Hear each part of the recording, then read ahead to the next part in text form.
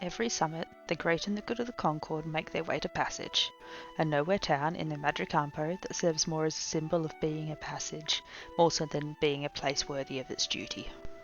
They come from afar, those nobles, rich men, and powerful women, those puppet masters, and those that would do violence on their behalf. And with them come all the rest, the predators that would prey on them, those scavengers that would feed on their offerings, those rare principled few who would stare into the coalface and try not to flinch their morals into a shadow of what they told themselves they would be. These Concordian heroes are joined by hundreds of faceless additions, civil service bureaucrats, locals eager to see strangeness, and the innumerable hangers-on. Within are the identities of some of these folk, the gifts they bring, and the blades in their hands. My unwillingness to yield, my eagerness to fight. Far from the west comes the Almai, at their head the elusive Magli El Mukarem Almai, with a semblance of their clan around them. Wanted for treason, held as a face of the Andashi nomads, master of nearly half of Mukarem and rarely seen, Magli comes to speak with Andash and see what can and must be done.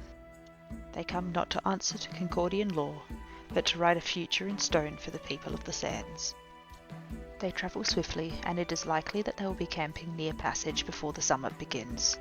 The Andashi tradition demands that conversation of good things happens after night falls, and so they should be expected on the night of the second day along with their companions, Cas El Priado Almai, commander of the Almai forces, while Caras Almai El Michikasa del Eastwind is imprisoned, Vasari Almai El Shesti del Blood, a young Shesti warrior and guardian of Magli, and Pathan Almai El Civicello, the steward of the Almai and their coin master. But matching their steps, the looming shadow on the wall, is Skyos the Winder, second apprentice to Theminar the Idiomancer, Archmagus of the world. A strange man, Skyos is a force wreathed in blood and furs.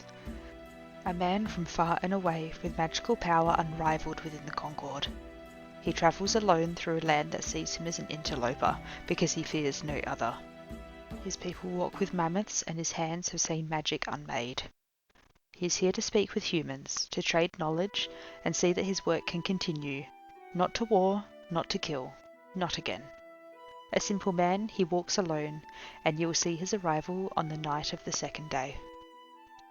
From the east comes a regular occurrence, a night in dour colours, something Passage is becoming used to.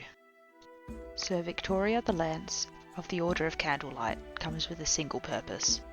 The wise council of Bordevar, those very few who rule the kingdom from an empty throne, sometimes have missives that they cannot trust just to any Concordian messenger. When matters of the kingdom's security and lineage are at stake, they entrust it to the knightly order that serves at the behest of the wise council, the Order of Candlelight. Sir Victoria has no desire to leave her work undone, and will be arriving on the first night of summit, eager to speak with the ducal council and the royal ranger. Finally, and perhaps most surprisingly, is the docking of a ship in Lorona Mare, a sharp vessel that rides the waves with hungry purpose, its mast warning its allegiance with a twin banner. The first a personal affectation of the captain, a fisher's hook on red and white quartered. The other a far more well-known ensign, yellow and orange with a black skull, the Golden Fleet. This captain, one Usa Ondrevant of the Tempest Pact, is making his way to the summit while his crew rest and rearm in the City of Legends. While his purpose is unknown, the Corsair will likely arrive for the Senate on the first day. Of course, these are but the known and human forces that would approach the summit. Beyond these simple envoys and their very human concerns, there could be a vast amount of unknown and unknowable forces at work at this summit. Game information. Many non-player characters will be eager to attend the summit and see to their business. While it can be hard to know exactly what their goals are, it is likely that they will leave their mark wherever they have travelled. Tomorrow and yesterday. Across the Concord, but particularly in Lorona Mare, there is all manner of strange effects afoot. Chandlers report that their wares burn brighter than they should, a certain boon for trade. Sunsets are beautiful in appearance beyond simple nature, and there is a sense of hope in the wind. Beyond simply a changing of fortunes, priests have agreed that a herald of Lumos is bound to appear. Given recent times, it is likely that such an occurrence will happen at some point during the Winter Summit and likely within the bounds of passage. Game information. A Lumos Herald is expected to appear at this summit. Being a sphere of light and hope, it is likely it will be during the day rather than at night. And that concludes my reading of Journey On. Thank you so much for being here, and I'll see you next time.